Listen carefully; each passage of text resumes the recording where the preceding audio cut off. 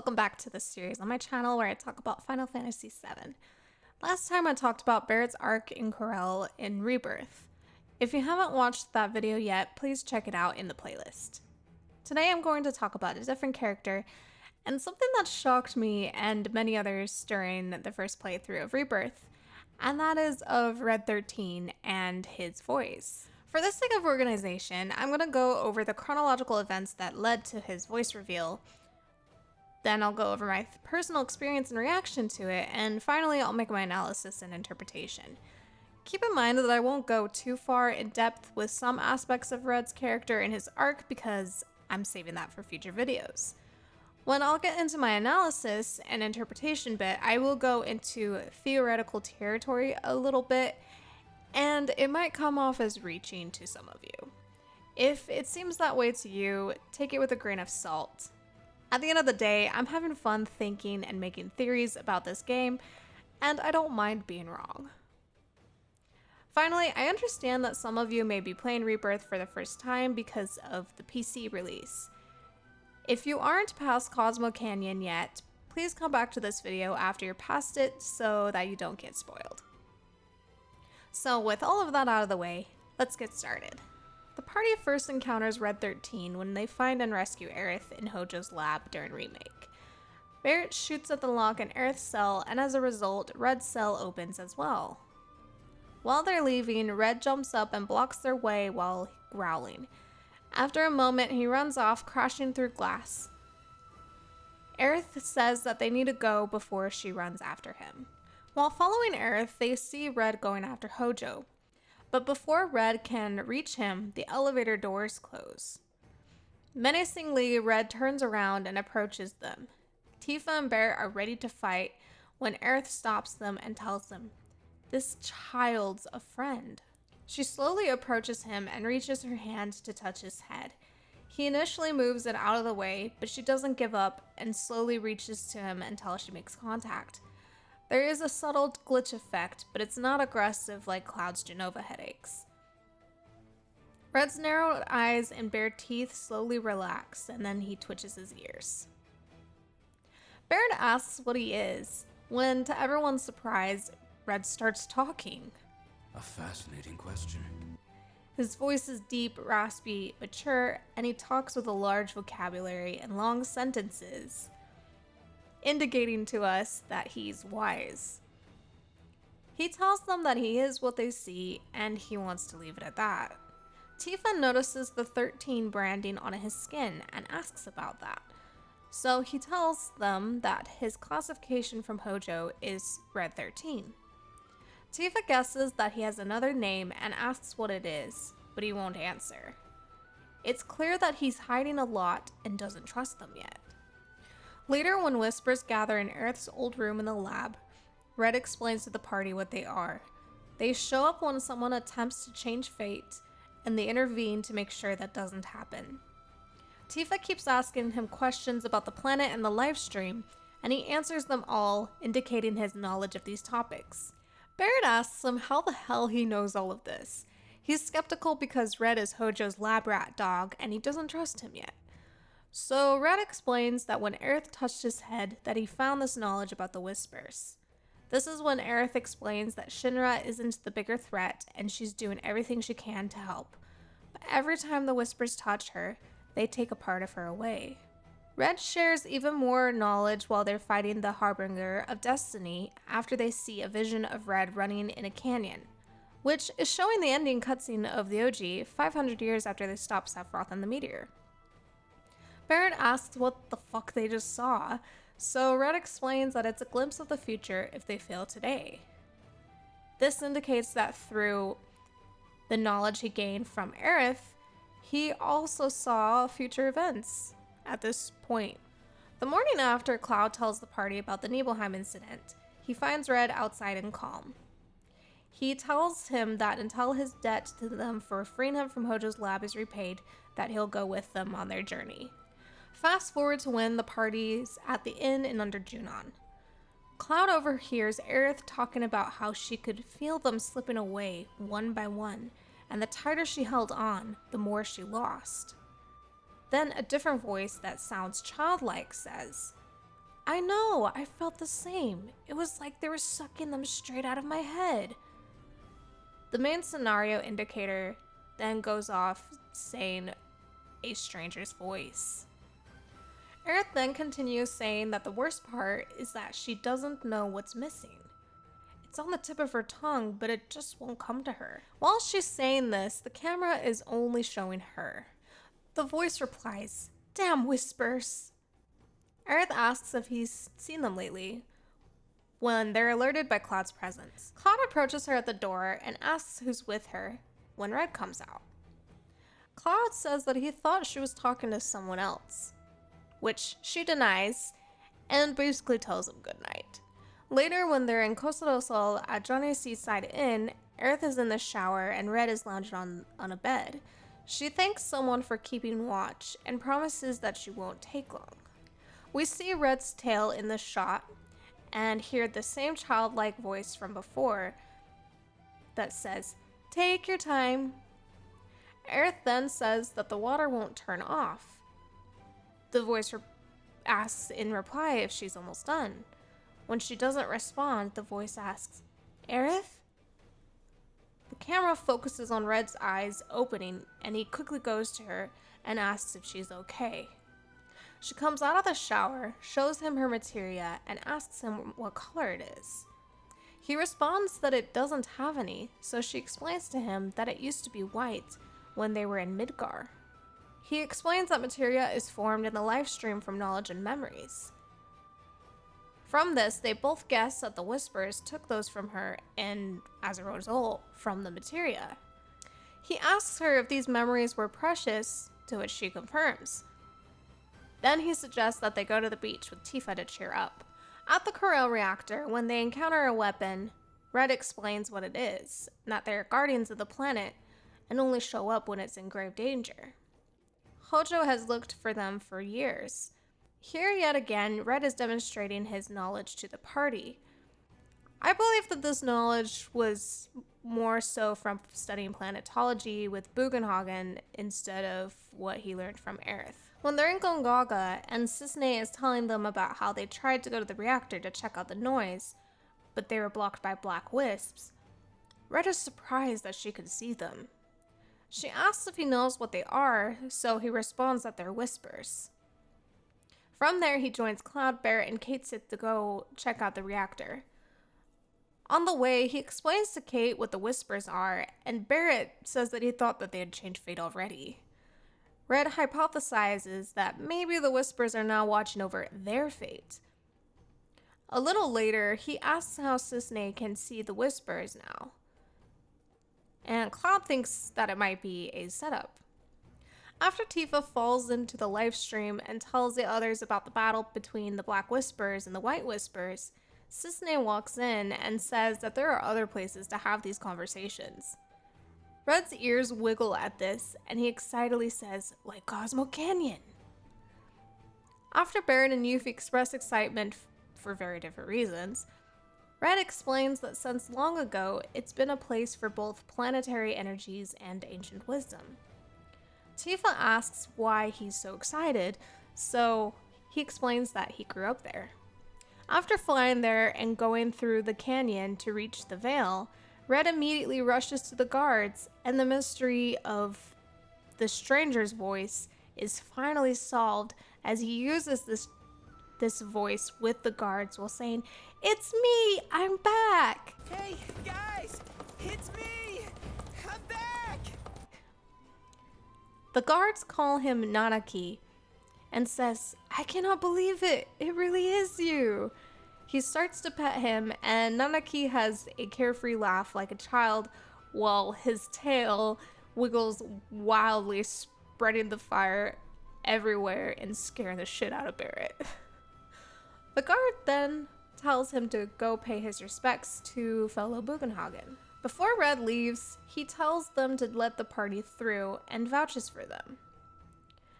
After he leaves, Barrett is incredulous and starts mocking him and the new voice and attitude. It's pretty comical. I really love Barrett and Red's dynamic. They follow Red, and when he stops, he tells them in his fake wise voice that he was born and raised there. He was to become a Watcher of the Veil like those before him, but then he was taken by Shinra. Now that he's home and has repaid his debt to them, he plans to serve his village again, and thanks them. Aerith steps forward and says that they'll miss him. Red's composure changes, and so does his voice as he whines, "Aw, don't say that, you're only making this harder." He wishes that he had more time with them, but this is his duty. Barrett then calls him out on talking and acting like an old man before. His voice goes back to the fake one when he explains that he wanted to be treated like an equal instead of a dog. Thus, he used that voice. Right then, Bugenhagen calls to him, so he runs off to meet him. They follow, and when they reach them, Red introduces them.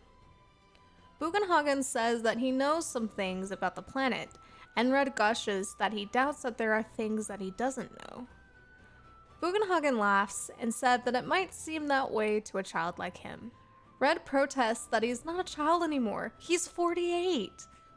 When Tifa has a shocked reaction, Bugenhagen laughs and explains that Nanaki is about 15 or 16 in human terms. This makes what Red just said funnier, because this is something that a 16-year-old would say. Red continues that he's old enough to protect the Veil, which is more than what he can say about his father. Bugenhagen is puzzled by this comment, but he tells Red to go announce his return. In the meantime, he asks Cloud, Tifa, and Aerith to come with him. When they enter the observatory, Bugenhagen tells Cloud that Nanaki never had much exposure to the outside world, so he hopes that their journey helped him learn more. Later, right before the bonfire starts, Red tells Cloud about how he went with his mom and dad to the bonfire one day, and wishes they could do that again. After saying this, he tells Cloud to forget he said anything. I didn't want Cloud to be an asshole, so I had him respond with, "I'll lend an ear." Red goes on to say that when he thinks of his mom, he feels an overwhelming sense of pride, but when it comes to his dad, he can't even finish his thought because he's still not ready to talk about him. After the bonfire happens, Bugenhagen finds Red and asks the whole party to follow him.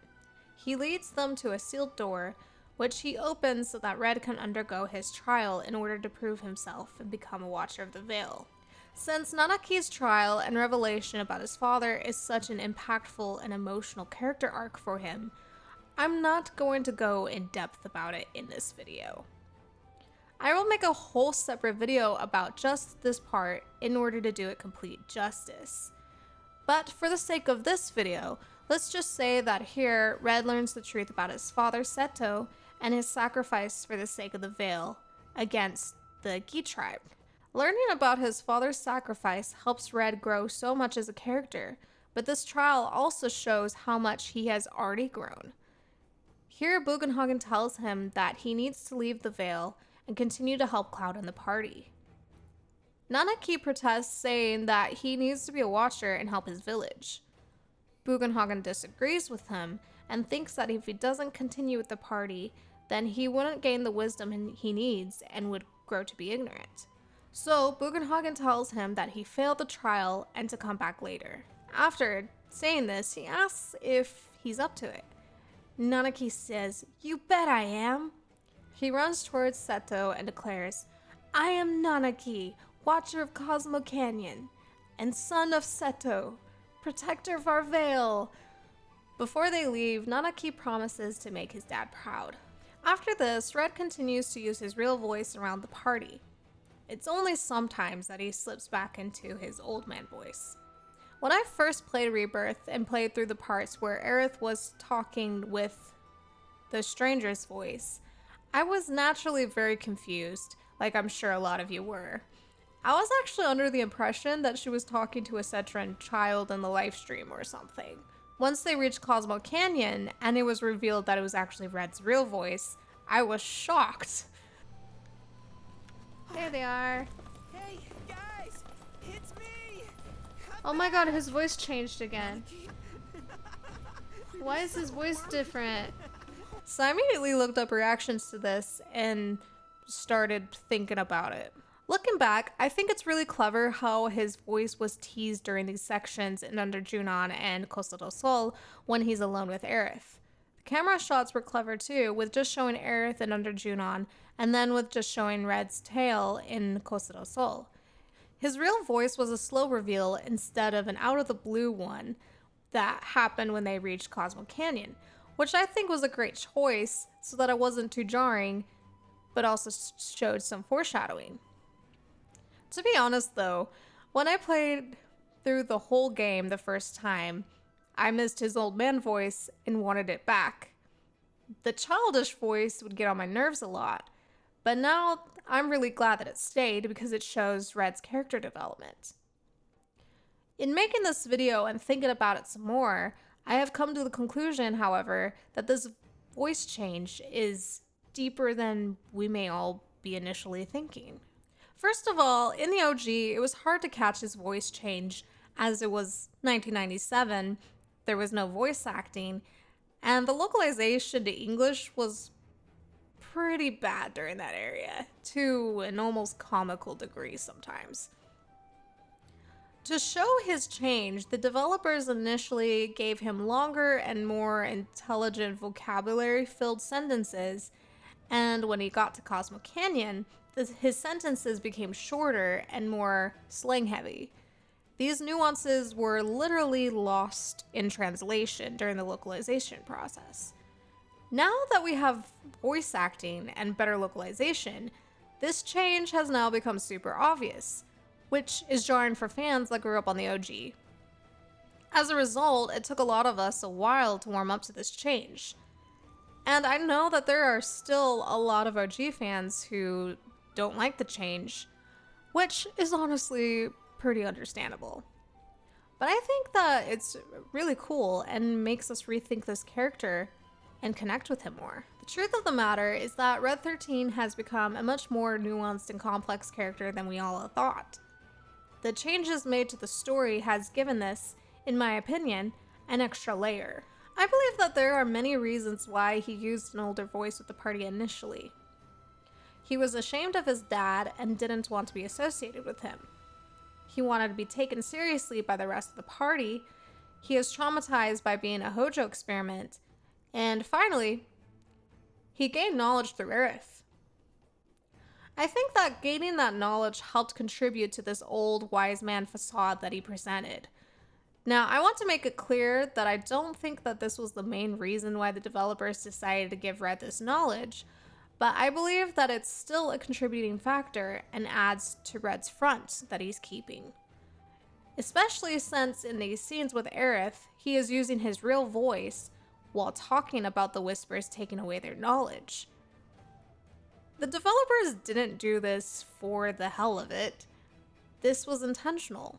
But I also want to acknowledge that he already has a lot of knowledge to begin with, since he grew up learning planetology from Buchenhagen. Of course, at the end of Remake, this knowledge of the future was taken from him and Aerith, and they discussed this during their scenes together in Rebirth. There are more scenes about this than what I brought up in this video, but they happen after the voice change. Therefore, I will make a separate video about that specifically, under the angle of his dynamic with Aerith. In that video, I will most definitely touch on what he says during the gondola ride with Cloud, and the ending cutscene when he feels Aerith touch his head. Stay tuned for that, as I have a lot to say about it, and really want to go in depth about this.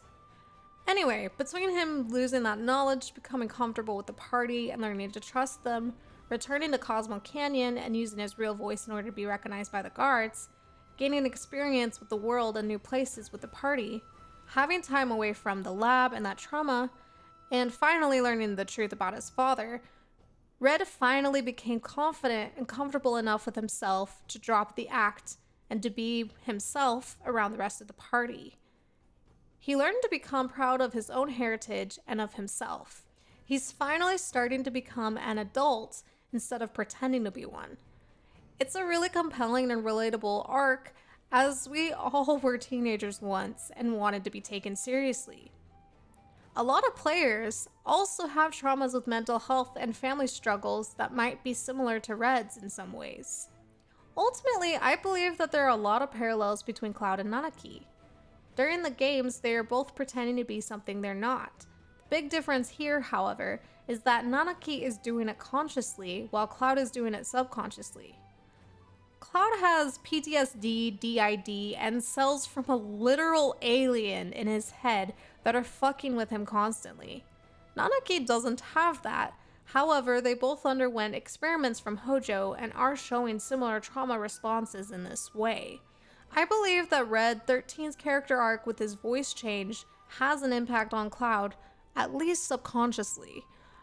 I think that seeing how Red learned to trust the party, learned the truth about his family, and learned to become true to himself is showing that Cloud will be able to do that too.